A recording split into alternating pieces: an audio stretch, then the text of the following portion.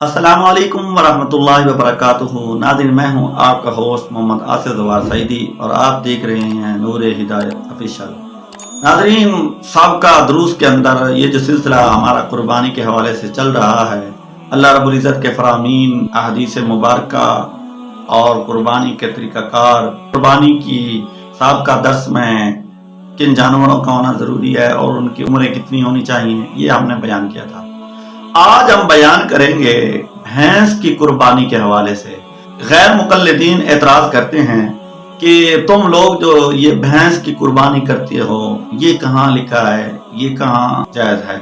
यूं तो अगर देखा जाए, ये जो एतराज़ करने वाले लोग हैं, ये अपने दावे में ही झूठे होते हैं। इसलिए कि कुर्बानी के हवाले से तो भैंस को हराम करार देते हैं, नाजायज करार देते हैं कि कुर्बानी नहीं कर सकते। लेकिन अगर भैंस के दूध का मामला आ जाए तो ये दूध पी जाते हैं, और अगर गोश्त का मामला आ जाए हिसाब से ये गोश्त लेकर खा लेते हैं। इनका एतराज बेबुनियाद है, क्योंकि हमारे इमाम आज़म रहमतुल्लाह अलैह व रज़ियल्लाहु अन्हु, जिन हस्ती की मिसाल ही दुनिया में नहीं मिलती, इसको जायज़ करार देने के लिए इसकी वजाहत फरमाई। इमाम साहब फरमाते हैं, हम गाय को देखेंगे कि गाय किस तरह खाती है, किस तरह चलती है। फरमाया, हमने गाय को देखा, वो चुगलाती मारती है। जिस तरह वो घास खाती है, इस तरह भैंस भी घास खाती है। जिस तरह वो दूध देती है, उनका दूध जायज़ है, हलाल है पीना, इनका भी दूध जायज़ है, हलाल है पीना। और इसी तरह फरमाया, उसके 4 पाँव हैं, ठीक जिस तरह वो चलती है, इसी तरह ये भी इसके भी 4 पाँव हैं और ये भी उसी 4 पाँव पर चलती है।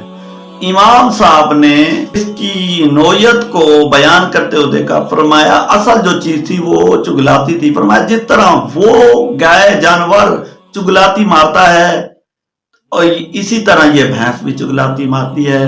तो इसी नौयत को उस पर कियास करते हुए इमाम साहब फरमाते हैं कि भैंस की कुर्बानी जायज है।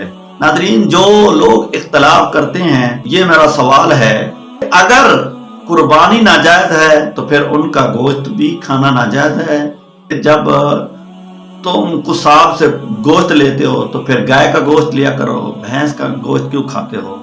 और इसी तरह उसका दूध की जब बारी आती है तो ये दूध पी जाते हैं। तो फिर इनसे मेरा सवाल ये है कि अगर कुर्बानी नाजायज है तो फिर इनका दूध कैसे जायज हो गया। सवाल सोचने का है। आप गौर फरमाएं कि हमारे इमाम साहब ने, जितने भी फुक़हा किराम हैं, उन्होंने जो इसको जायज करार दिया है, उन्होंने इस नौयत को बयान किया है, उसको कियास किया है। ये जो गैर मुकल्लिदीन हैं, ये इमाम साहब को मानते ही नहीं हैं, इसलिए ये बेबुनियाद एतराज़ करते हैं। अल्लाह रब्बुल इज़्ज़त अमल की तौफीक नसीब फरमावे। आखिर दावाना अनिल हम्दुलिल्लाह।